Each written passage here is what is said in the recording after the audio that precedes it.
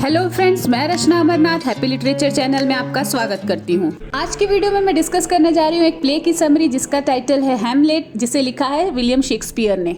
तो फ्रेंड्स, इस वीडियो में मैंने डिटेल समरी एक्सप्लेन किया है और दूसरे वीडियो जो कि कल आने वाला है उसमें मैंने थीम्स और इंपॉर्टेंट क्वेश्चन आंसर्स डिस्कस किए। तो आपसे रिक्वेस्ट है, प्लीज़ मेरे चैनल को सब्सक्राइब कर लीजिए और अगर वीडियो अच्छा लगे तो उसे लाइक कर दीजिए। So let's start.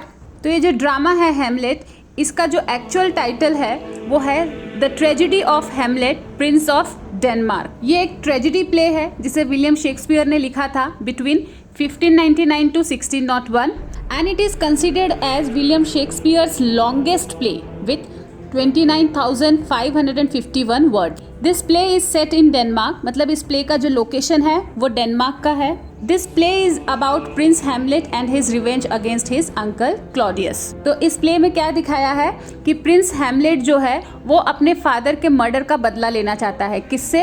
Uncle Claudius से।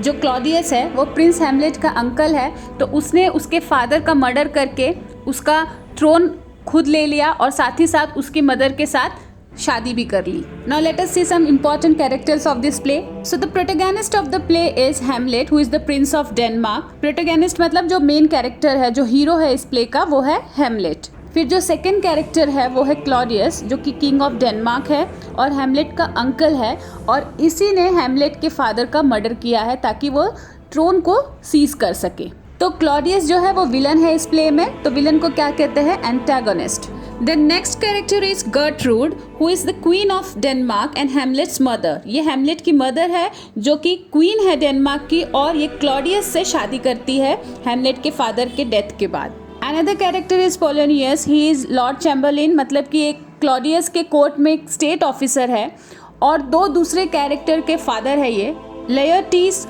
और Ophelia. Then fifth character is Horatio. ये हैमलेट का एक क्लोज फ्रेंड है जो हैमलेट के साथ विटनबर्ग यूनिवर्सिटी में पढ़ता था। फिर जो सिक्स्थ कैरेक्टर है वो है ओफिलिया, पोलिनियस की डॉटर है ये, और इसका और हैमलेट का लव अफेयर है। Then seventh character is Laertes, who is Polonius son and Ophelia's brother. Eighth character है फोर्टिनब्रास, जो नॉर्वे का प्रिंस था और उसके फादर का मर्डर हैमलेट के फादर ने किया था, इसलिए फोर्टिनब्रास भी डेनमार्क पर अटैक करना चाहता था ताकि वो अपने फादर के मर्डर का रिवेंज ले सके। फिर नाइन्थ कैरेक्टर है घोस्ट की, जो कि हैमलेट के फादर की रहती है और वो प्ले में कई बार अपीयर होता है और हैमलेट को बताता है कि उसका मर्डर क्लॉडियस ने कैसे किया। Then other characters are Rosencrantz and Guildenstern. ये दोनों हैमलेट के फॉर्मर फ्रेंड्स थे विटनबर्ग यूनिवर्सिटी से, और अब ये क्लॉडियस के कोर्टियर्स हैं। बाकी जो कैरेक्टर्स हैं हम लोग उसे समरी में देखेंगे। तो friends, let's start with the summary. Hamlet बहुत ज़्यादा डिप्रेस्ड रहता है अपने फादर के डेथ के बारे में सुनकर। वो उस वक्त विटनबर्ग यूनिवर्सिटी जर्मनी में रहता है और फिर उसे बुलाया जाता है, और इस बात से वो बहुत ज़्यादा गुस्सा होता है कि उसकी जो मदर है गर्ट्रूड, वो ऑलरेडी क्लॉडियस से शादी कर चुकी होती है। फिर जब वो डेनमार्क आता है तो उसे पता चलता है उसका अंकल क्लॉडियस वो अनाउंस कर देता है कि वो नेक्स्ट किंग होगा डेनमार्क का, जबकि लीगली देखा जाए तो हैमलेट होता है नेक्स्ट किंग, लेकिन क्लॉडियस ने वो राइट खुद ले लिया। तो इस बात से हैमलेट को क्लॉडियस के ऊपर और अपनी माँ के ऊपर बहुत ज़्यादा गुस्सा आता है। स्पेशली वो अपने माँ से बहुत ज़्यादा नाराज़ रहता है क्योंकि उसने क्लॉडियस से शादी कर ली होती है। तो एक्ट 1 में ये दिखाते हैं कि लेट नाइट होता है और जो गार्ड्स होते हैं वो कैसल के आसपास घूमते रहते हैं, और उसी वक्त उनको एक घोस्ट दिखाई देता है जो कि कहीं ना कहीं हैमलेट के फादर की जैसा दिखता है। तो फ्रेंड्स, हैमलेट के फादर का नाम भी हैमलेट था। फिर जो हैमलेट का फ्रेंड है होरेशियो, वो वहीं से जा रहा होता है, तो फिर ये गार्ड जो है उसको इन्फॉर्म करते हैं कि उन्होंने हैमलेट के फादर के घोस्ट को देखा, मतलब उनके भूत को देखा। और वो लोग डिस्कस कर ही रहे होते हैं कि होरेशियो को भी वो घोस्ट दिखाई देता है। फिर ये लोग डिसाइड करते हैं कि ये बात वो हैमलेट से शेयर करेंगे। फिर जब हैमलेट को ये इसके बारे में पता चलता है तो वो खुद उस घोस्ट से मिलना चाहता था, देखना चाहता था। और दूसरी तरफ रॉयल अटेंडेंट पोलिनियस अपने बेटे लेयर्टीस को फेयरवेल देता है, जो कि फ्रांस जा रहा होता है। लेयर्टीस जाने से पहले अपनी सिस्टर ओफिलिया को वॉर्न करता है कि वो हैमलेट से दूर रहे। दूसरे सीन में दिखाता है कि हैमलेट खुद उस घोस्ट को देखता है। घोस्ट हैमलेट के सामने अपीयर होता है और वो ये क्लेम करता है कि ये उसके फादर का घोस्ट है, वो उसका फादर है, और वो हैमलेट को डिस्क्राइब करने लगता है कि कैसे क्लॉडियस ने उसका मर्डर किया। घोस्ट की सारी बात सुनने के बाद हैमलेट को बहुत बुरा लगता है और वो डिसाइड कर लेता है कि वो क्लॉडियस से रिवेंज लेगा अपने फादर के मर्डर की। फिर एक्ट 2 में दिखाते हैं कि प्रिंस हैमलेट अपने आप को कम्प्लीटली डिवोट कर लेता है अपने फादर के डेथ का रिवेंज लेने के लिए। पर अभी वो एकदम इमीडिएटली कोई एक्शन नहीं लेना चाहता, इसलिए वो शांत है, बट थोड़ा सा वियर्ड बिहेव कर रहा है। तो इसके इस बिहेवियर से क्लॉडियस और गर्ट्रूड बहुत ही ज़्यादा हैरान है, परेशान है।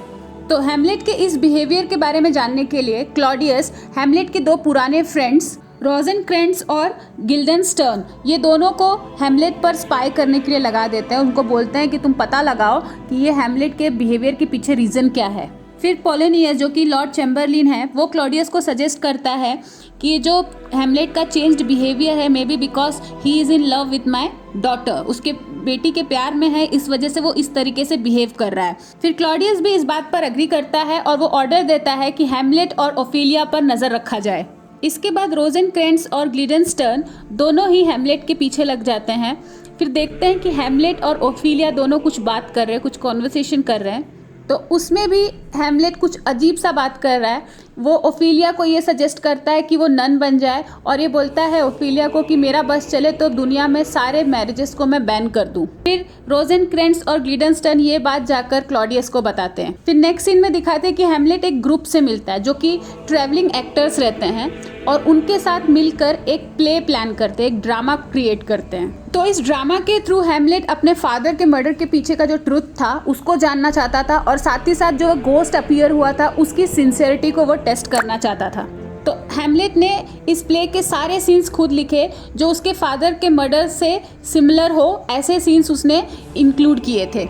और उसने ये प्लान किया था कि ये प्ले जो है गर्ट्रूड जो उसकी मदर है और क्लॉडियस जो उसका अंकल है उसके सामने प्रेजेंट करेंगे ताकि वो क्लॉडियस का जो रिएक्शन है उसको क्लोजली ऑब्जर्व कर सके।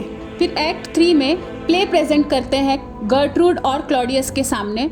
फिर जब इस प्ले में किंग हैमलेट के मर्डर का सीन दिखाया जाता है तो क्लॉडियस बहुत ही ज़्यादा रेस्टलेस हो जाता है और वो उस रूम को छोड़ के वहाँ से चला जाता है। अब क्लॉडियस का ये रिएक्शन देख के हैमलेट एकदम श्योर हो जाता है कि उसके फादर के मर्डर के पीछे क्लॉडियस ही है। प्ले के एंड होने के बाद हैमलेट अपनी मदर से मिलने जाता है तो रास्ते में देखता है कि क्लॉडियस जो है अपने घुटनों के बल बैठा रहता है और बहुत ज़्यादा गिल्ट में रहता है। तो उसी वक्त हैमलेट सोच रहा था कि मैं इसको मार दूं, लेकिन फिर सोचता है कि अगर इस कंडीशन में इसको मारूंगा तो ये सीधे हेवन में जाएगा। तो इसलिए हैमलेट वेट करता है उसके नॉर्मल होने पे और फिर वो सीधा चला जाता है अपने मदर से मिलने। फिर जब हैमलेट अपने मदर के रूम में पहुंचता है, उससे बात करने लगता है तो उसको अचानक से कुछ आवाज़ सुनाई देता है। तो उसे फील होता है कि टेपेस्ट्री के पीछे, मतलब एक पर्दा होता है उसके पीछे कोई है, तो उसको लगता है वहाँ पे क्लॉडियस खड़ा हुआ है। तो वो सीधा चाकू निकालता है और उसे स्टैब कर देता है। फिर जब पर्दे के पीछे जाके देखता है तो वहाँ पे क्लॉडियस नहीं बल्कि पोलोनियस रहता है। तो हैमलेट यहाँ पर एक्सीडेंटली पोलोनियस को मार देता है। पोलोनियस वहाँ पे गर्ट्रूड, मतलब जो हैमलेट की मदर है, उसके प्रोटेक्शन के लिए वहाँ पे खड़ा रहता है। फिर एक्ट 4 में दिखाते हैं कि ये सब होने के बाद, पोलोनियस के मर्डर के बाद, क्लॉडियस जो है वो हैमलेट को इंग्लैंड भेज देता है एज एन एम्बेसडर और हैमलेट के साथ गिल्डेनस्टर्न और रोजेनक्रेंट्स को भी भेजता है एक लेटर के साथ। उस लेटर में क्लॉडियस ने इंग्लैंड के किंग को रिक्वेस्ट किया रहता है कि वो हैमलेट को इमीडिएटली असैसिनेट कर दे, मतलब उसको मार दे। लेकिन ऐसा कुछ होता नहीं है, हैमलेट सेफली डेनमार्क वापस आता है। मीनवाइल ओफेलिया जो है वो हैमलेट के रिजेक्शन के बाद और अपने फादर के मर्डर के बाद एकदम डिप्रेस रहने लग गई थी, पागल जैसी हो गई थी और इसी की वजह से उसका डेथ भी हो गया था।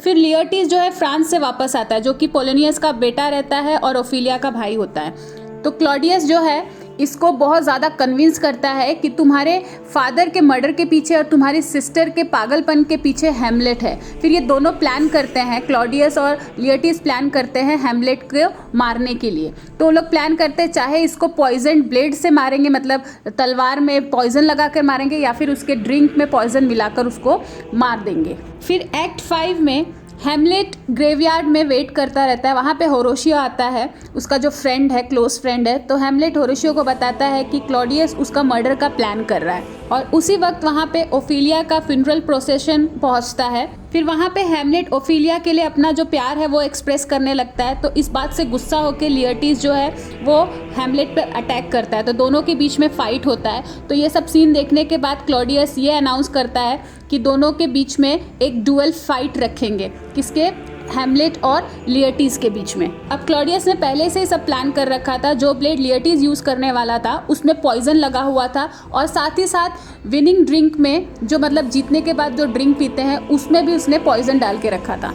तो मैच शुरू होता है। तो फर्स्ट राउंड में हैमलेट जीतता है, तो इस खुशी में इसको सेलिब्रेट करने के लिए गर्ट्रूड जो है वो विनिंग ड्रिंक पीती है और उसमें पॉइजन रहता है। लेकिन गर्ट्रूड को इसके बारे में पता नहीं होता है। जैसे ही गर्ट्रूड वो ड्रिंक पी लेती है तो लिएटिस को समझ में आ जाता है कि अगर गर्ट्रूड यहीं पे मर जाएगी तो उसके प्लान फ्लॉप हो जाएंगे। तो वो तुरंत ही हैमलेट पर अटैक कर देता है और हैमलेट पर पॉइजन का असर होने लगता है। तो हैमलेट वो तलवार खींचकर वापस से लिएटिस पर भी अटैक कर देता है। फिर मरते हुए लिएटिस ने हैमलेट को क्लॉडियस के सारे प्लान के बारे में बता देता है। ये सब सुनने के बाद हैमलेट की कंडीशन वैसे तो ठीक नहीं रहती है, लेकिन फिर भी वो बहुत कोशिश करता है और क्लॉडियस तक पहुंचता है और उसको भी उस तलवार से मार देता है। अपने फ्रेंड को मरता देख होरेशियो भी एकदम ही डिप्रेस हो जाता है। वो भी सुसाइड करने की कोशिश करता है, पर यहाँ पे हैमलेट उसे रोकता है, उसे बोलता है कि तुम्हें जिंदा रहना होगा ताकि तुम दुनिया को मेरी स्टोरी सुना सको। और फ्रेंड्स यहाँ पे प्ले एंड हो जाता है। तो फ्रेंड्स इस वीडियो में बस इतना ही। आई होप ये वीडियो आपको अच्छा लगा हो। अगर आपको ये वीडियो अच्छा लगा है तो प्लीज़ इसे लाइक करना ना भूलिए, साथ ही साथ चैनल को सब्सक्राइब कर लीजिए। तो मिलते हैं मेरे नेक्स्ट वीडियो में, तब तक के लिए आप अपना ख्याल रखिए। बाय।